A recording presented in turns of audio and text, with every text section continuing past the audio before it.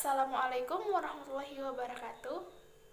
Saya Ruslia Laade Odenipa dari Universitas 19 November Kolaka, jurusan Pendidikan Geografi.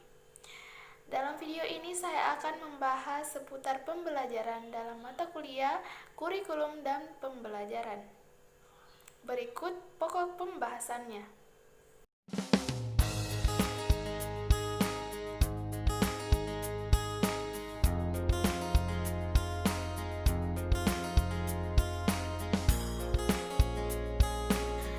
Teori belajar adalah suatu teori yang di dalamnya terdapat tata cara pengaplikasian belajar mengajar antara guru dan siswa, perancangan metode pembelajaran yang akan dilaksanakan di kelas maupun di luar kelas. Ada 4 teori belajar. Yang pertama, teori belajar kognitif.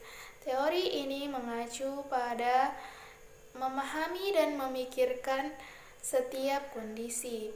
Kedua, teori belajar konstruktif merupakan teori yang esensinya bahwa informasi adalah sesuatu yang harus dibangun oleh siswa secara bertahap. Ketiga, teori belajar behavioristik.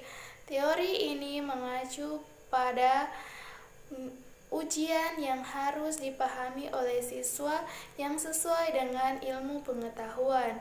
Keempat, teori humanistik. Teori ini merupakan teori yang berfokus pada tujuan meningkatkan potensi diri setiap siswa. Konsep dasar pembelajaran. Terdapat 5 poin yang dibahas. Yang pertama, hakikat belajar. Belajar pada hakikatnya adalah proses interaksi terhadap semua situasi yang ada pada sekitar individu. Belajar dapat dipandang sebagai proses yang diarahkan pada tujuan dan proses berbuat melalui pengalaman.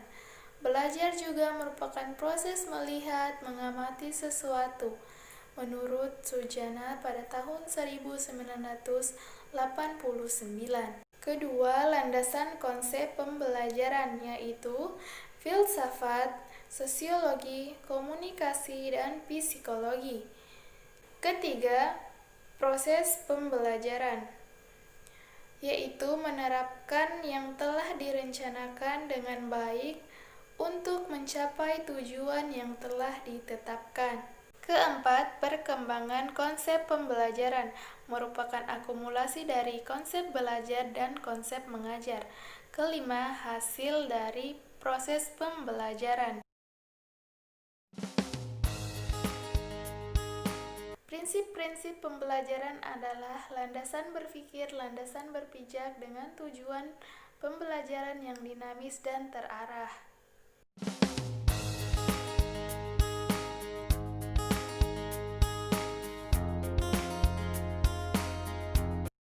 Pendekatan pembelajaran adalah sebuah visi dan pola pikir seorang pendidik pada aktivitas pembelajaran, di mana visi tersebut digunakan untuk membuat lingkungan yang ideal dan sesuai dengan apa yang diinginkan.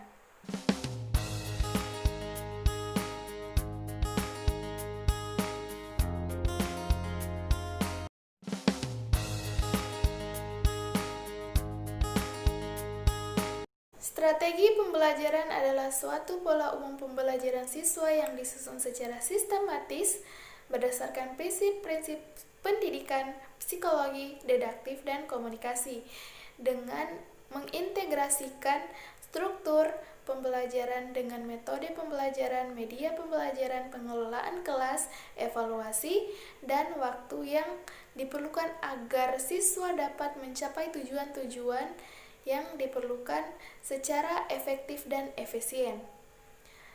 Prinsip-prinsip ini berkaitan dengan kebijakan guru dalam menentukan metode, teknik, dan model pembelajaran. Model pembelajaran adalah suatu contoh pembelajaran yang digambarkan dari awal hingga akhir secara khas oleh guru. Dalam model pembelajaran terdapat kompetensi pencapaian siswa dengan pendekatan, metode, dan teknik pembelajaran. Metode dan teknik pembelajaran inovatif. Saat ini ada banyak sekali cara yang dapat diterapkan dalam metode pembelajaran inovatif. Beberapa di antaranya yang pertama, yaitu model pembelajaran inovatif Jigsaw, di mana guru akan membagi 4 atau 3 kelompok dan membahas topik yang sama. Namun, tiap anggota kelompoknya memiliki tugas yang berbeda-beda. Anggota kelompok akan memiliki tugas berdiskusi dengan kelompok lain yang tugasnya sama. Kemudian, anggota kelompok tersebut akan menjelaskan hasil diskusi tadi ke kelompoknya masing-masing. Kedua, model pembelajaran inovatif group-to-group exchange. Guru akan membagi 4-5 kelompok dengan topik pembahasan yang berbeda-beda. Setiap kelompok akan melakukan observasi, berpikir secara kritis, dan berdiskusi.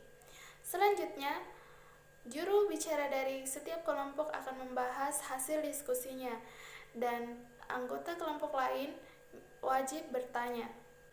Ketiga, model pembelajaran inovatif decision making. Model pembelajaran ini diawali dengan penjelasan oleh guru pada satu topik yang akan menjadi tugas bagi para siswa. Setelah menjelaskan, guru akan meminta fakta baru yang belum terungkap. Dengan cara siswa melakukan hipotesa yang akan diuji melalui observasi serta klasifikasi informasi dan kemudian membuat kesimpulan. Keempat, model pembelajaran inovatif debat. Guru akan membagi 2 kelompok yang berbeda, yaitu kelompok pro dan kontra. Masing-masing kelompok akan mengeluarkan pendapatnya mengenai suatu topik yang dibahas. Saat debat berlangsung, guru akan mencatat poin-poin penting. Setelah selesai, guru menyuruh siswa untuk merangkum kesimpulan. Sekian video kali ini. Terima kasih. Wassalamualaikum warahmatullahi wabarakatuh.